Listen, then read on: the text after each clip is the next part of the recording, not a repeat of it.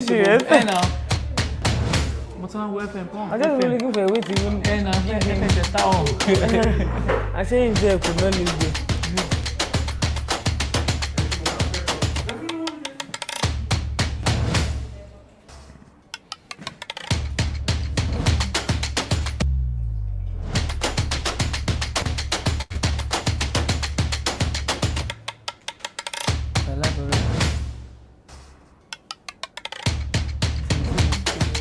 Yes.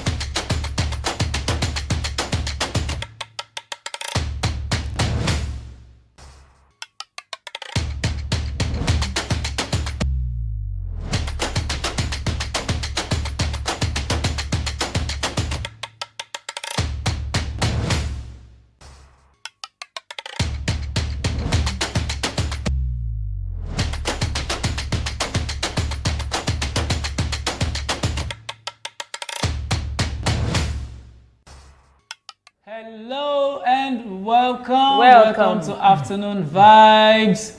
How are you doing? Sure you are doing great. My name is Shayo John Adebayo. I am Akinwale Deborah. And this is Afternoon Vibes. And guess what? It's spontaneous gist today. So what are we discussing spontaneously today? Well, you get to know. All right, we'll be right back after this short break.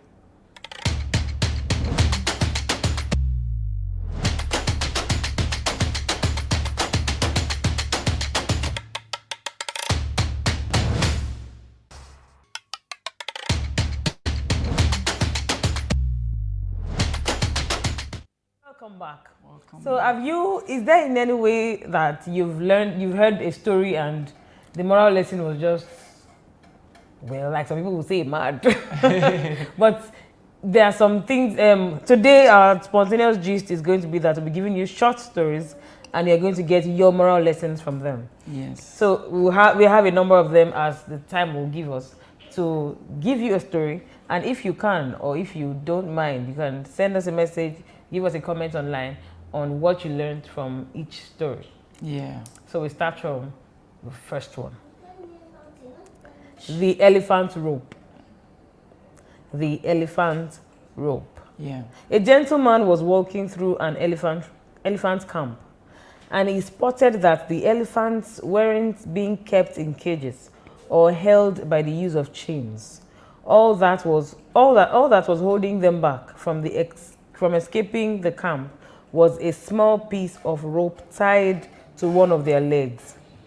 As the man gazed upon the elephants, he was completely confused as to why the elephants didn't just use their strength to break the rope and escape the camp.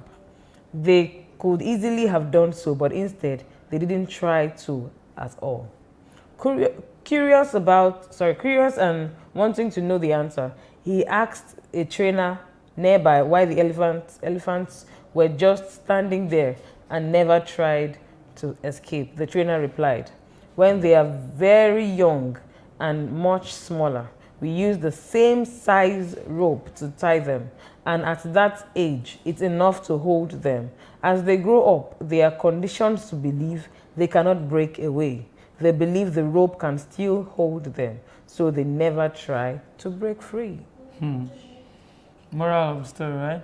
Okay, the end was the only reason that the elephants weren't breaking free and escaping from the camp was that over time they adopted the belief that it wasn't possible. So, moral of the story. there are many sides to it, though. Okay. Because what even popped in my head now is Okay, sorry. Before we talk about that, perhaps some people did not get it. I think we should just summarize. Okay. The summary is this. You know, some elephants were kept in a place, and in the camp now, and it was just a tiny rope that to tie one of their legs. You know, each of them was tied with just a tiny rope, and somebody was observing, and he was surprised that this big and huge elephant could just apply force and break free from the rope. You understand? So, but they did not even make any attempt. So the man was surprised. So he asked one of the trainers that why are they not making an attempt to break free? So the trainer said that since when the elephants were young, that was the same tiny rope they used to hold them, and at that time when they were young, the rope could hold them. So they grew with that mindset. They were conditioned to believe that the rope is still strong enough to pull them down. So they never made any attempt. It's deep. Now I'm coming from an angle that says sometimes some conditioning that we have since we were younger made us to believe that we cannot move forward in life. Yes. Or made us to believe that we cannot be more than we are or be more than our parents are in life, because it is conditioning. That's one of the reasons that the motivational speakers will say, learn to go out, learn to see new things, learn to check online, so that it widens your horizon. The thing is, that thing cages. There's something one of my mentors used to say, that think outside the box because there is no box. The first thing is we think there is a box. So we think in the midst of that box. We think inside that box. That is what this is about. It's like some chicken that since they were giving birth to, they were in a cage. After like some months, the cage was taken away. Before they will be able to come out of that cage, it will be hard. They will be revolving around that place as if there is still a cage. So it is a conditioning that needs an extra effort to come out of. So think outside the box, because there is no box. And in fact, coincidentally, the next story is thinking out of the box. But before then, that's true. I want us to emphasize more on that conditioning, because there's something called conditioned response. Conditioned response is the way your mind has been conditioned to respond to situations, or when something happens, there's a way you respond. Yeah. Okay, that conditioned response is broad, though. Okay, Debbie, for instance, when you think, this is how you know. This is how you study your conditioned responses. Now, when you think about any good thing about yourself, or you think of yourself being wealthy, what is the first response? Do you immediately feel worthy of it, or you immediately feel unworthy of it? Right. That's conditioned response. Right. When you are, it's good, everybody knows it's good to have great dreams. Now, while you're trying to picture that dream in your mind, you're trying to envision the dream in your mind. Now, what is the first thought that comes to your mind? That's the conditioned response. So if it is negative, you have to do everything possible to break that conditioned response, because that first response is coming out from your subconscious mind. And those are the strong beliefs that your life is anchored on. And until you break free from that, you will just keep being around that circle. You never go higher than that level. So your belief is, in fact, it's even more important than thoughts. As important as thought is, like, as a man thinks in his heart, so is he. Belief is stronger. Because I can be thinking of money now, just be thinking of plenty money. I can be thinking of myself counting plenty money, holding plenty money. Now it's just thoughts. Now it is powerful in itself, but it is more powerful when I support it with belief. That is, I believe, like I brainwash myself, I condition myself like I am wealthy. So that's stronger and more powerful than just thoughts. Yeah. So many people keep thinking, but I'm thinking, but it's not happening, because your beliefs is contradicting what you are thinking. So that's what happened to the elephant. It's a very wonderful story. In fact, that's the best of all for me. The same tiny rope that held them when they were small. And of course, when they were small, they would have tried to break free from it, but because they tried severally, and they could not break free. So they grew with that mind. Now they are now mighty giant. Even if a human being wanted to hold the elephant, he can use his leg to kick the human being away, but a tiny rope is now holding it down. See the power of belief. When I was in school, there was one story that we taught in physiology, that there was a dog. How to condition animals. Yes. So there was a dog that it was conditioned that when he hears the bell, there's food.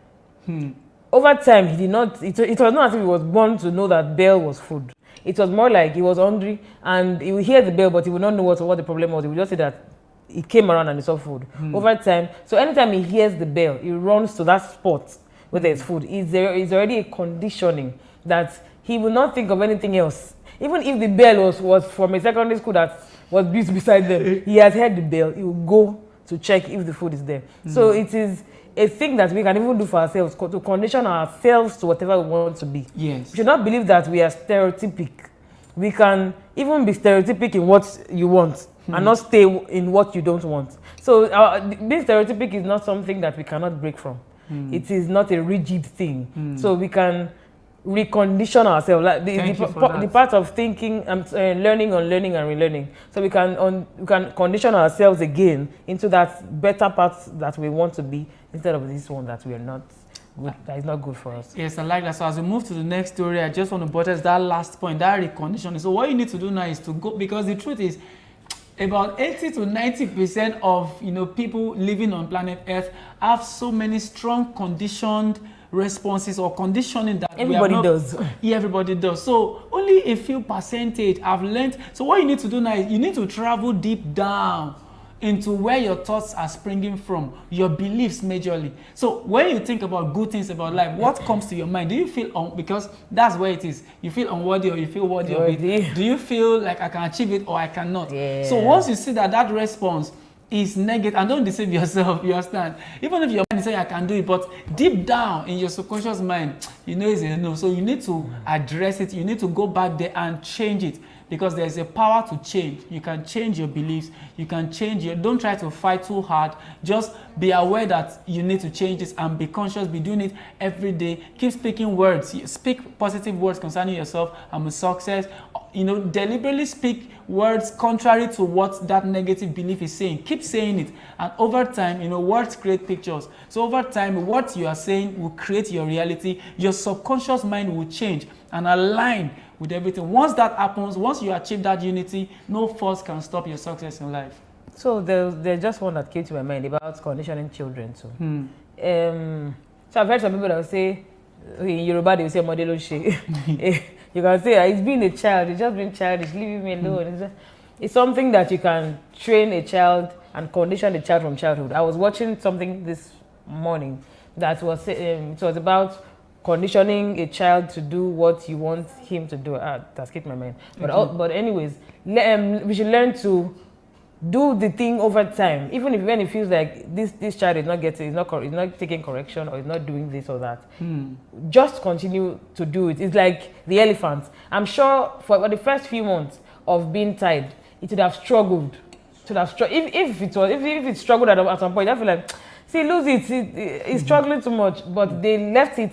They were consistent with that rope, and it conditioned his mind. So it was more like it was a different topic, but it was about conditioning. That there were some things that they taught us. Okay, like maybe when you were small, you were used to taking something from the pot. So you did not plan to steal, but I want to take it. That was what the lady was saying. But it was now more like because they were correcting you over time. You now, like you said, for reasonable people, you now agree to now believe that anything that is not mine, I shouldn't take it. It now became a conditioning that even if you want it, there will be something behind your mind that makes you know that this is not mine, I don't take it. So it is a conditioning. Let's learn to condition our children and not like this generation now. We are used to leave him alone. It's not. Yes, it's not like you beat the hell out of a child. It's not like you do whatever it is. But learn to condition. That word conditioning has a lot to do. Just understand this child and learn how this conditioning can work for this child and the other child. You understand? In fact, it's like we should just make it the topic for the day. Okay. All right, let me read the next story. Thinking out of the box. Now, this is another interesting story. I love it. Pay attention, please. In a small Italian town, hundreds of years ago, a small business owner owed a large sum of money to a loan shark. The loan shark was a very old, unattractive looking guy that just so happened to fancy the business owner's daughter. He decided to offer the businessman a deal that would completely wipe out the debt he owed him. However, the catch was that we would only wipe out the debt if he could marry the businessman's daughter. Needless to say, this proposal was met with a look of disgust. The loan shark said that he would place 2 pebbles into a bag, one white and one black. The daughter would then have to reach into the bag and pick out a pebble. If it was black, the debt would be wiped, but the loan shark would then marry her. If it was white, the debt would also be wiped, but the daughter wouldn't have to marry the loan shark. Standing on a pebble-strewn path in the businessman's garden, the loan shark bent over and picked up 2 pebbles. Whilst he was picking them up, the daughter noticed that he picked up 2 black pebbles, and placed them both into the bag. He then asked the daughter to reach into the bag and pick one. The daughter naturally had 3 choices as to what she could have done. 1. Refuse to pick a pebble from the bag. 2. Take both pebbles out of the bag and expose the loan shark for cheating. 3.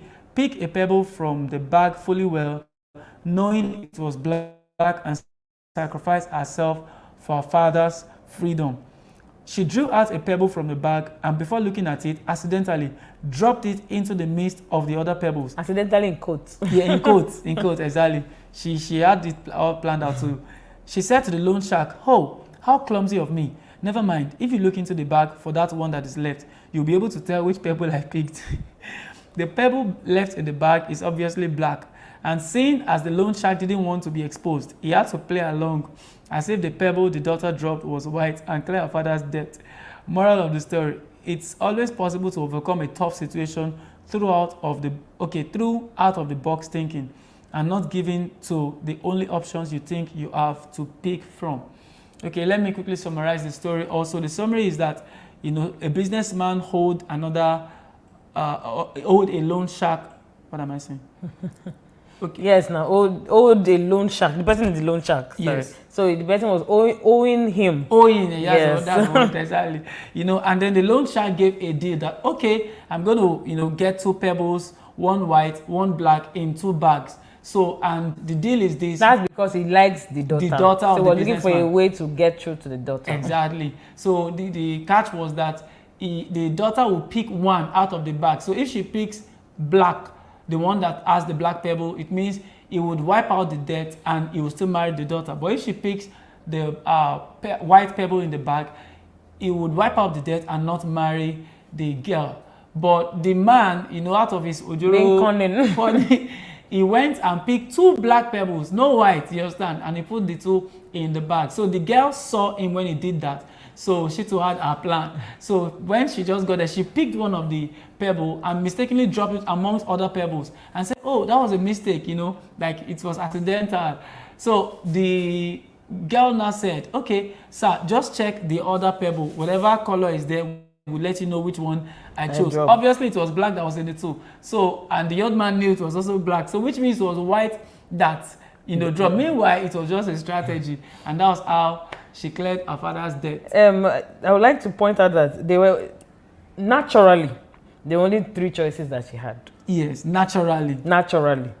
To pick, she can decide not to pick the pebble, or she knows that it's black. So when she picks, it's going to be black. Then she would have to take her fate. And then she would take out both pebbles and say, "This was what you did. You were doing a jury, you're being cunning." But that made us understand that there's always a think outside the box. There's always an extra option that is not natural. Wow, so, because the option she went for was not even part of the 3 options she had. It was an obvious option. All these 3 options are the things that you just think of normally. I feel like, that means I have no option. It's either I take the fate or I expose you, that kind of thing. But she had to think outside the normal thing. I think sometimes when maybe we are in situations or even in our offices or something, it can be called being strategic. Because being strategic is like thinking outside what every other person would think about. That is why they will see you as a better employee than the other person, because your strategy is outside the box. It's outside what anybody can think about. So it is we like call it a skill, I don't know, but it's something that is worth having, both in the Christendom, both even in your workplace, even in marriage. Because sometimes maybe there's one situation with you and your spouse, and it feels like this is either this or that that will happen. And there's a way maybe Holy Spirit will just give you an idea of how to come about it. And then you see that the thing just gets solved without any issue, without a divorce or without. So it is, I believe Holy Spirit is more of this. Aside the fact that some people are just naturally intellectual by themselves, it takes Holy Spirit to give this kind of, because me, as I was reading through, before I got to the end, I was wondering what we should do, But wow, it was out of the box. So before we move to the next story, I also believe that when we are faced with a situation, once we do not accept that there is no other way out, many a time our mind is built in such a way that it can literally create, solutions out of nowhere.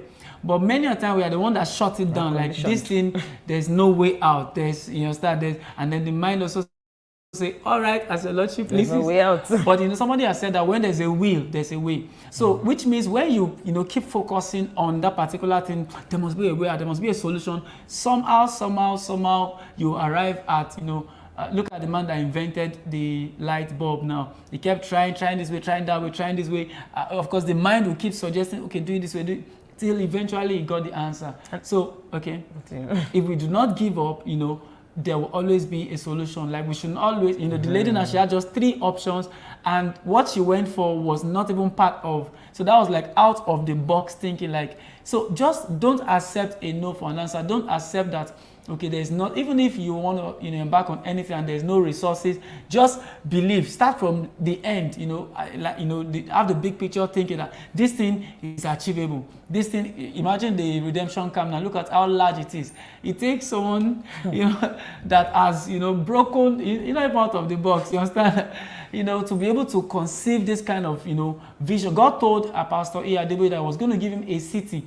Now, if he did not conceive it, if he could not see it in his mind, he might not have up to what we have today. You understand? I think you've answered even what I wanted to say. It's more like being positive. Being positive. Stay positive no matter how bad the situation is. If she had a pessimistic mind, she would have not seen an opportunity. Yes. Because it didn't look like there was an opportunity. Even me, as I was reading, I did not see an opportunity. But it's something that, because she stayed positive, she saw an opportunity where it looked like there wasn't. It's like God that makes way where there is no way.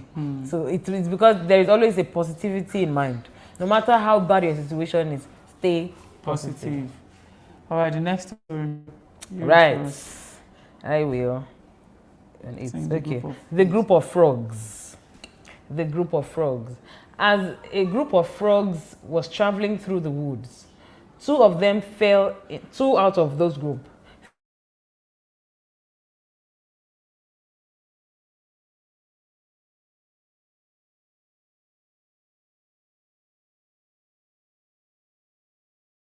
fell into a pit and saw how others were saying, and they proceeded to try and jump out of the pit.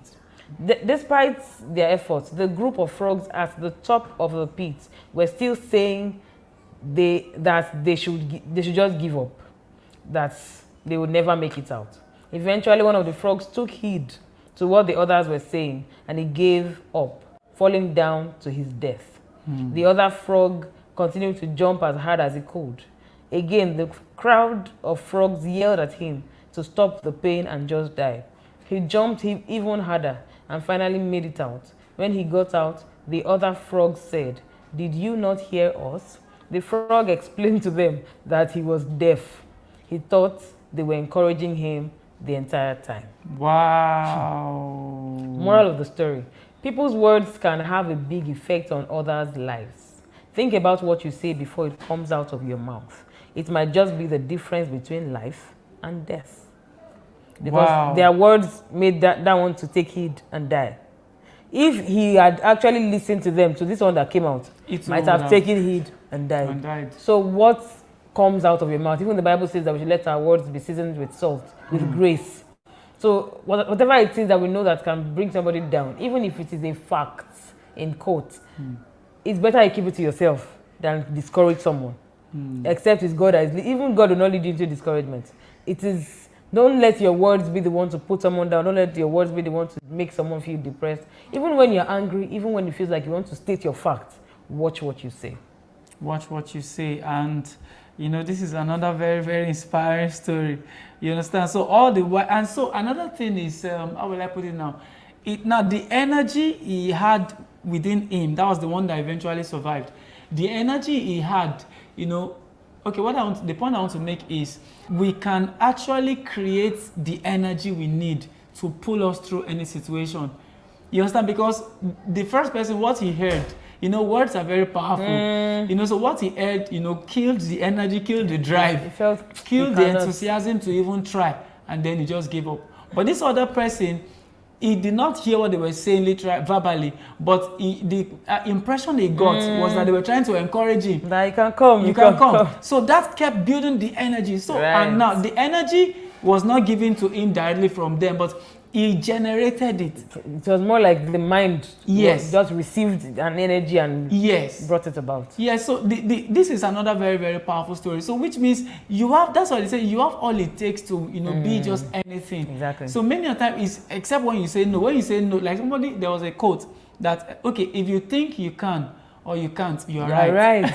That's the that's what it is here. If you think, exactly, I think that settles it. If you think you can or you can't, you're right. The funny part of this one was that he had come out and they were now asking, didn't you hear?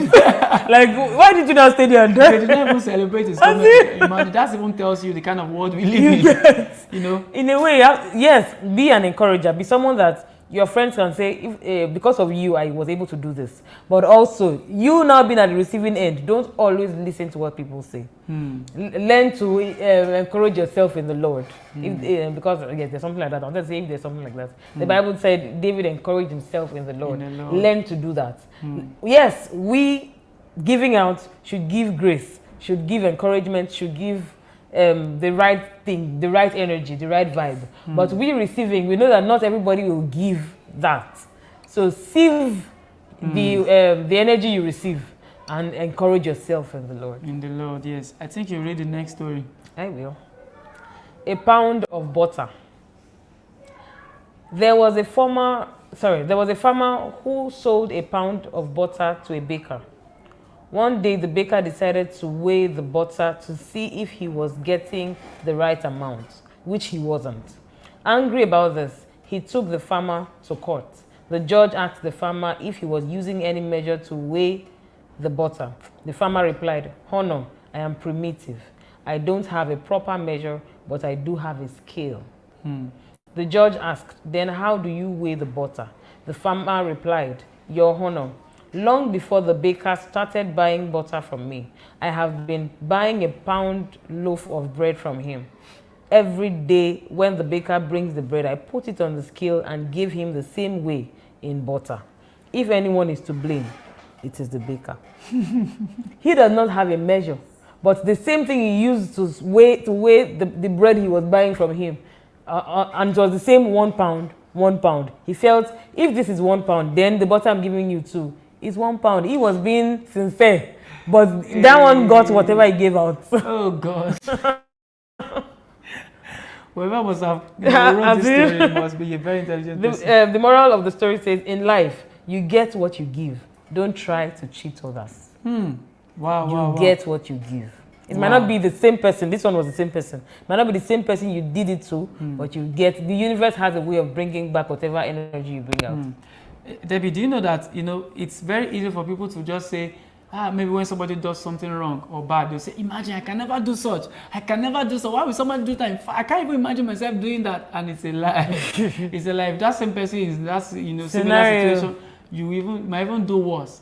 So it's easier to point, an accusing finger at others. Now, he took the farmer to court, rather, to justify himself. That imagine he has been cheating me. Meanwhile, the farmer was using the same measure he was using. So it was actually he was actually the cheater.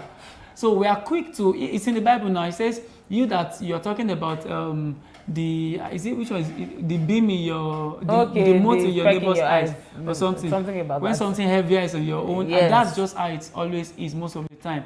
We just keep looking at others' faults, and when we ourselves we have so many, that's why I think it's even one of the ways I live my life.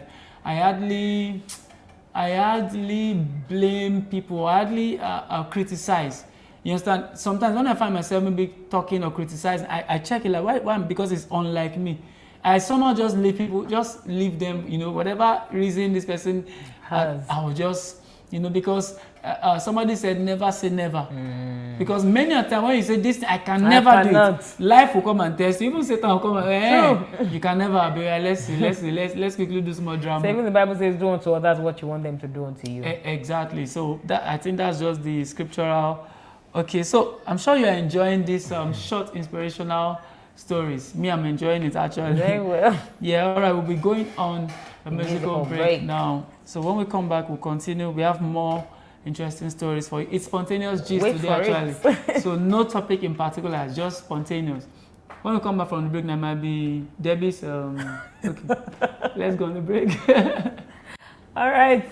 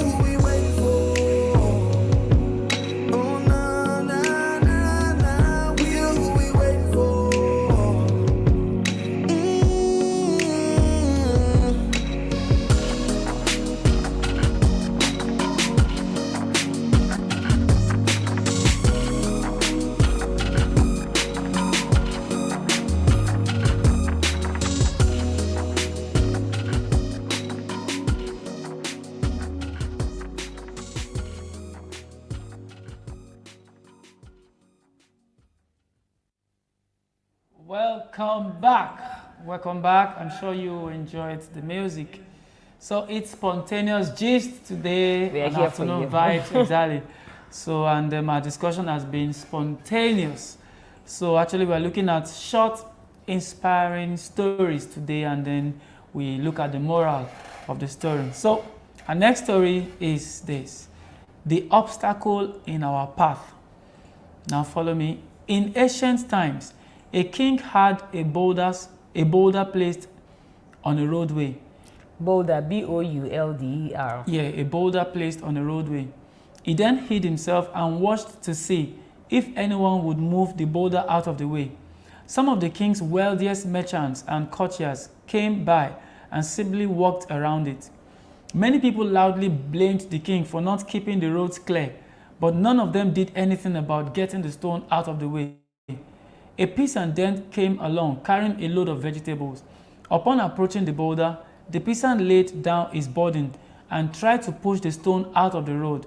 After much pushing and straining, he finally succeeded. After the peasant went back to pick up his vegetables, he noticed a purse lying in the road where the boulder had been. The purse contained many gold coins and a note from the king explaining that the gold was for the person who removed the boulder from the roadway. Moral of the story: every obstacle we come across in life gives us an opportunity to improve our circumstances. And whilst the lazy complain, The others are creating opportunities through their kind hearts, generosity, and willingness to get things done. My God. This is another bombshell. This is another very interesting and inspiring one. Now, the boulder, of course, every one of us, we experience that in our life. Boulder are different, faces of obstacles now. Let's use obstacles now. Now, every other person, even well-abled people, just saw it and then they just walked past it. You understand? Now, the person that deemed it fit to, okay, let's move this out of it, was even someone that was carrying a load of vegetables. They wanted to bring an angle from that text, okay. But I don't know if you will see the same thing. Continue. Okay, he brought it down and then pushed it the way. Number one, that's taking responsibility. Of course, he too could have just passed by, decided, I'm carrying a load now, whoever put it there, and after all, I'm not driving, let me just walk. So the person is, number one, not selfish. He had a sense of responsibility, and that alone in itself is fortune. You understand? Because that's the opportunity to just meet you. And eventually that's what happened. The king already hid, a blessing under the boulder, and he put a note there, whoever, moved this boulder owns these gold coins. And look at that. So I believe in life, obstacles are part of our, you understand, everything cannot just be easy. Like somebody says, when the going gets too easy, watch it, you may be going downhill. Jesus. It's true. Even when you're driving, sometimes you might never, or for a bike man, you just remove it from waiting his fuel and just go freely. Exactly. So he says, so when the going gets too easy, watch it, you may be going downhill, because it's only the downhill, way that looks so easy. So when you are going uphill, it's always, not easy. So obstacles are part of our lives. But, okay, Debbie, would we say every obstacle that come our way, we have to take them out of the way? Or there are some we just avoid, or some we take out of the way? How do we know which one to avoid? How do we know which one to take away? Or are obstacles meant to be taken away? Now we have to think of different scenarios. Okay. But I would say there are some obstacles that you might have to climb. There are obstacles that you may have to take away, but their efforts must be done towards it.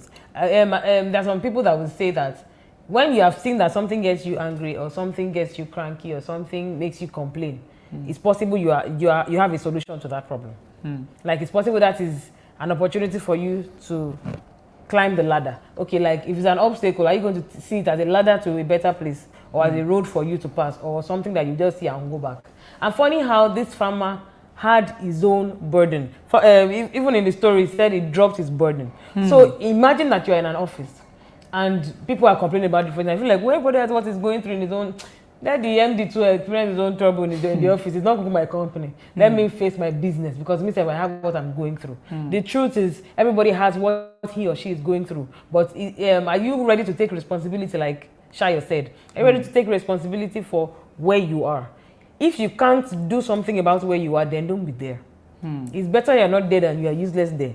So you have to make an impact everywhere you are. Okay, like I was saying before we came to the scene, that some of us we might get to a company and we met some things there and we felt that's the way I met it.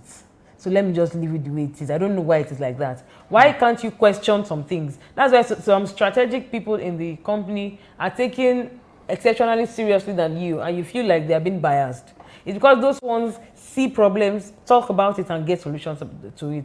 Or even talk about it, and if they say that's the way we want it, and it's okay. At least they know that this person is being intentional about things he's doing in this company and wants the progress for us, than just being here to collect salary. So it is, even in church, even in anywhere we are, even in friendships, we should be ready to point out some things. It's possible you met a friend and the person is always cranky when you met him. You don't know if the person is even going through some things before you met him, and that made him cranky. Why not question it? Why not ask what's the problem? You don't just decide that this person is a cranky person by nature because that was where I met him. So it goes around with everything. Let's learn to ask questions. So some of us, by temperament, we believe that we are not people that are actually inquisitive. It's good to ask questions about things to know if that's the way it is meant to be, or it was like that because of something that we can change. That makes you an important person in a company. That makes you an important person in somebody's life. That makes you an important person wherever you are. So let's learn to always be intentional about things around us and not just wave things away. Some passed without even thinking about it. Some passed by complaining.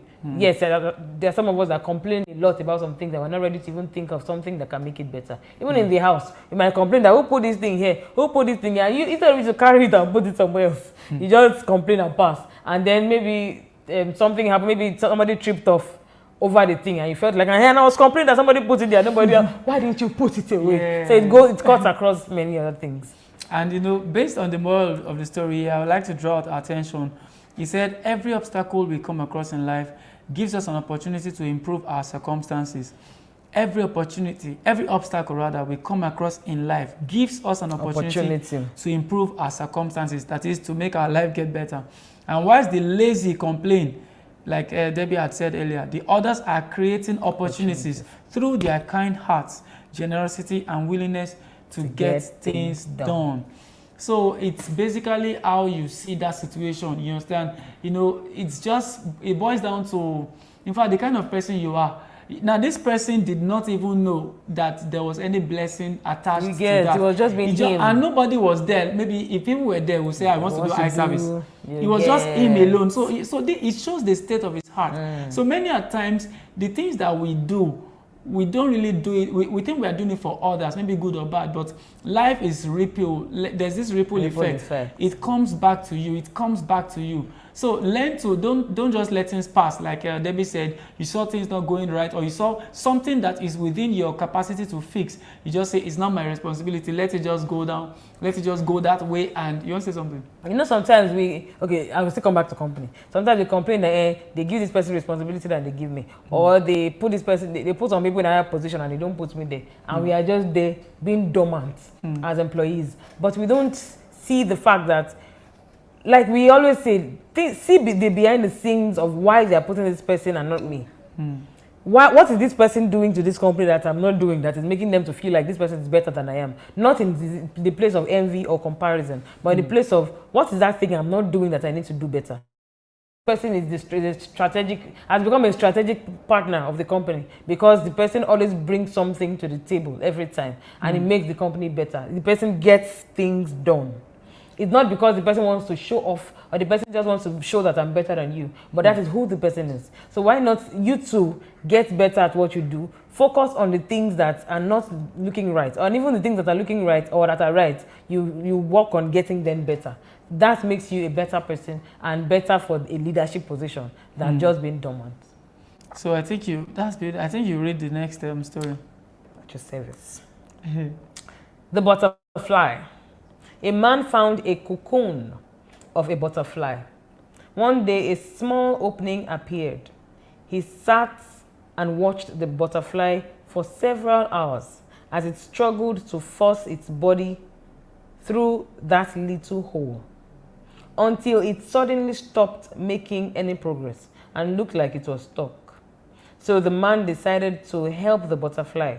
He took a pair of scissors and snipped off the remaining bit of the cocoon. The butterfly then emerged easily, although it had a swollen body and small, shriveled wings. The man didn't think anything of it and sat there waiting for the wings to enlarge to support the butterfly. But that didn't happen. The butterfly spent the rest of its life unable to fly, crawling around with tiny wings and a swollen body. Despite the kind heart of the man, he didn't understand that the restricting cocoon and the struggle needed by the butterfly to get itself through the small opening were God's way of forcing fluid from the body of the butterfly into its wings to prepare itself for flying once it was out of the cocoon. Wow. Moral of the story. Our struggles in life develop our strengths. Oh, without say that again. I can say it again and again and again. See, our struggles in life develop our strengths. Without struggles, we never grow and never get stronger. So it's important for us to tackle challenges on our own and not be relying on help from others. The one I can bring out is without struggles, we never grow and never get stronger. Our struggles in life develop our strengths. That can even encourage us to know that what you are going through now is not the end of the road. It shows that it is a bus stop that shows that you are closer to the road, to the place you are going. So it helps, it strengthens you. That's why you should learn from everything, every struggle that you are experiencing. If you don't learn from it and it just pass, like a book said, it is a waste of experience. So whatever you're going through, instead of you to sit down there, stay depressed, feel like that is the end of the road, feel like God does not love you, feel like it's because of the sin that you sinned yesterday that's making God punish you, learn from that thing you're going through and move, because it makes you stronger. Whatever does not kill you, like some quote says, makes you stronger. Thank you very much for that. You know, have you ever wondered that many a time children of wealthy people don't become as successful as, you know, like if you separate them from their father, Well, like true. you see that they have nothing, they are literally Because poor. they lived Exactly. in ease. And then check out people who are really doing great things in their field. There are people who have humble They have backgrounds. stories. They always say, I've tasted poverty. I've you walked before. I've you know, done this exactly. before. So those struggles built them up into the giants they have become. Right. You know, and in fact, the examples, you know, are just there. Too many. Limitless, yeah. Okay, look at many examples. You understand? In fact, I'm not sure. I'm yet to see maybe just 2% of someone who, I think we just have very tiny percentage of people whose parents were wealthy, and then they were able to perpetuate that wealth, not really leaning on the parents, that they actually built their own empire and become great, not like, if not because of his father. You understand? Yes. Okay, look at Bishop David Oyedepo, and of course he has 2 sons, you know, and both of them are in ministry. Now they had every reason to just leverage on the fact, because daddy has built name, he has built wealth, so all they just need to do is just to ride on it. But no, I know the 2 of them because I've been following them.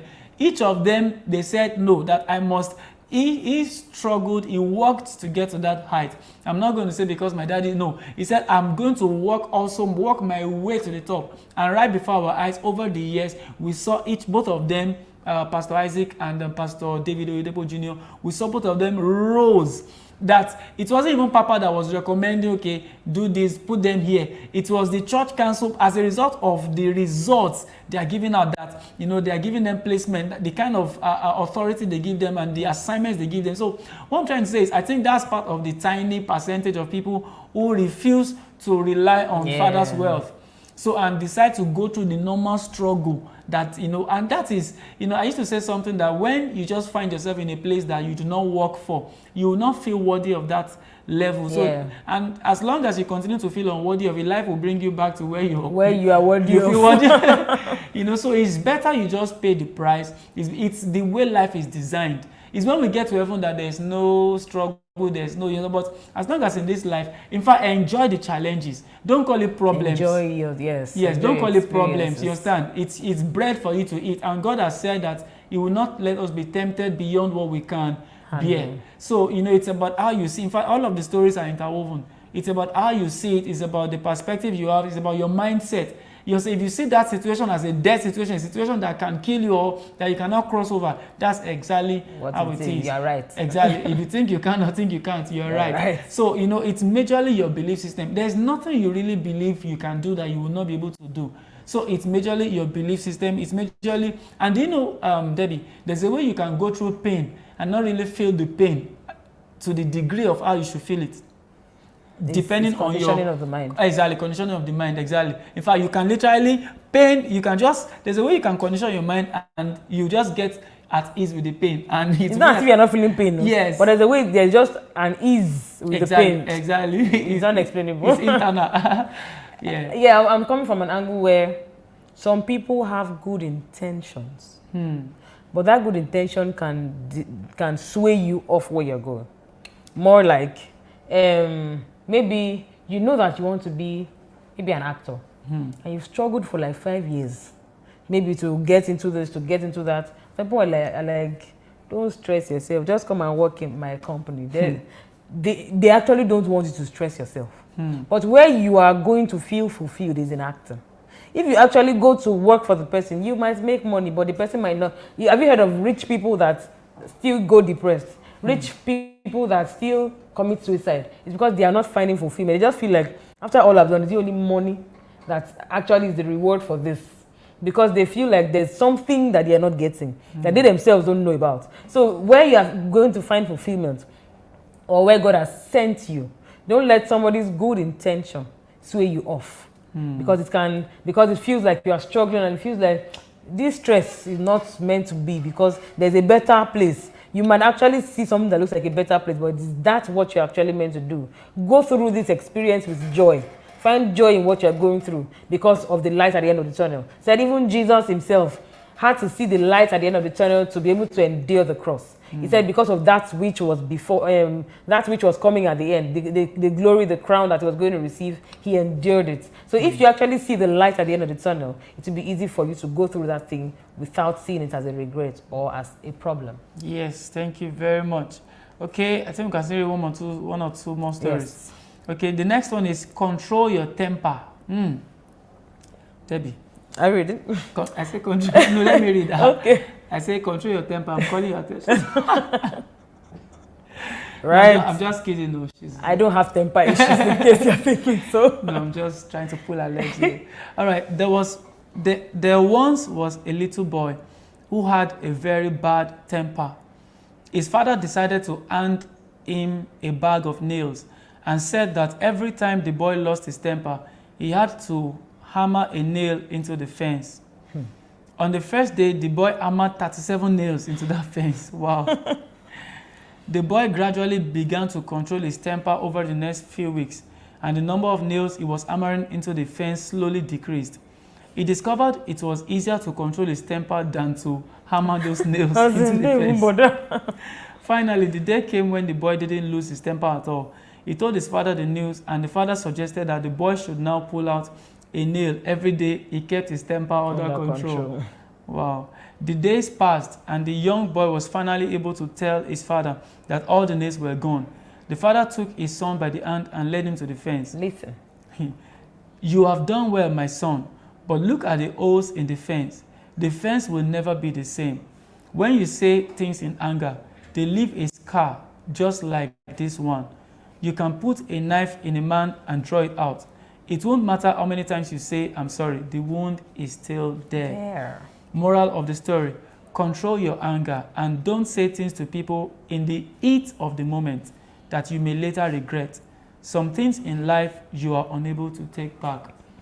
This is just like self-explanatory. The message is direct. Control your temper. Wow. You don't have to say things as it is happening. I think I've learned that, and I'm still learning that. When I know that I'm very angry, I don't talk. Even when you ask me, okay, maybe I'm angry with you, somebody now asks me what the problem is. At that point, I might say, I don't want to say anything. Because there's a way it is hot, and it feels like you can just blow out. Calm down. Let the breeze blow on it. Most especially in marriage. This is very important. Calm down. If you don't, like they will tell some men, take your shirt and take a walk. There's somebody I watch on YouTube. She says anytime she's angry and she knows that she wants to blow up, she says, Holy Spirit, help me. And she walks around the estate. Holy Spirit, help me, Holy Spirit. Until she's calm, then she'll come back home.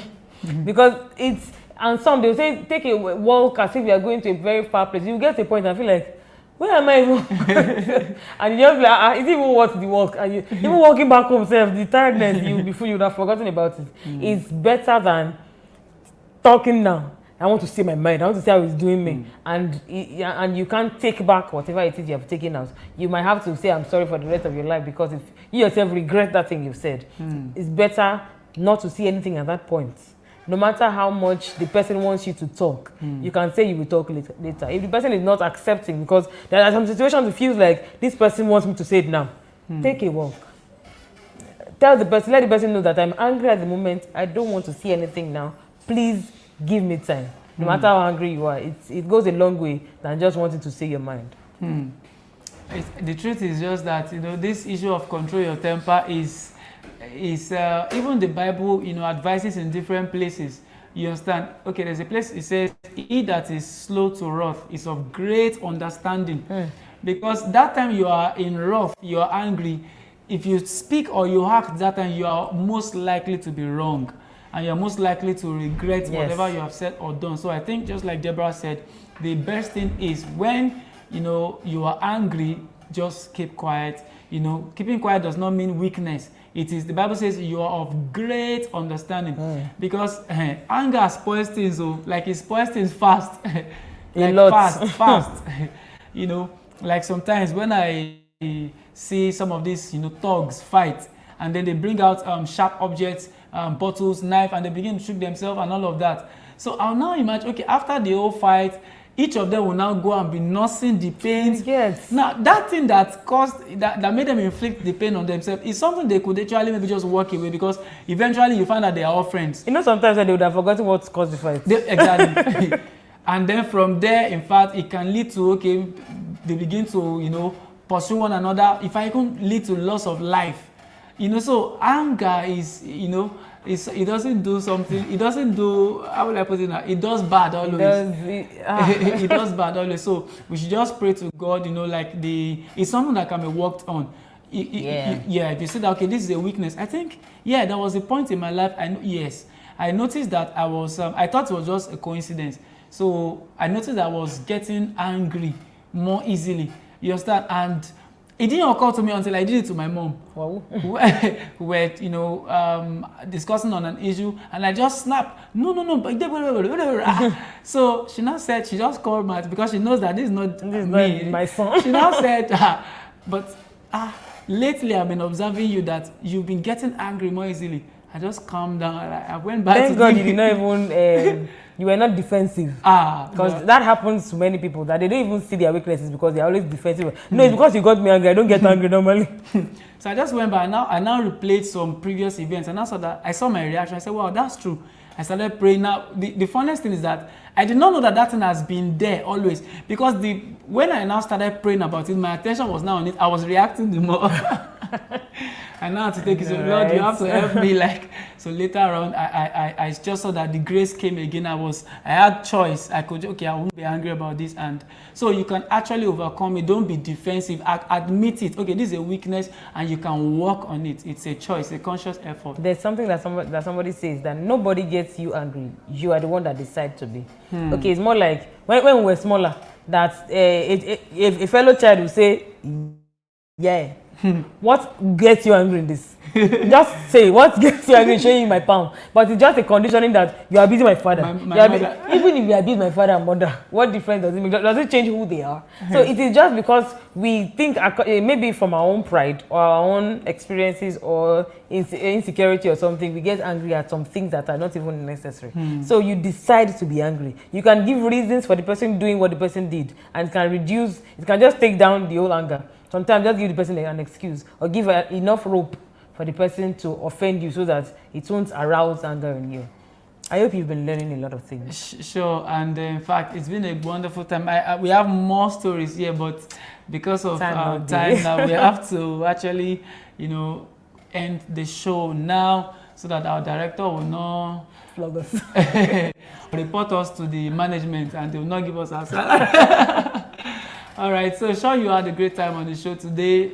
I did. So join us again in our next episode as the Lord wills.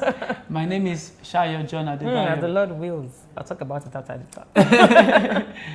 All right. Thank you for joining us. My name is Akinwale Deborah. So very big thanks to our director behind the scene, our DOP. We love you. We celebrate you, sir. All right, bye. We love you.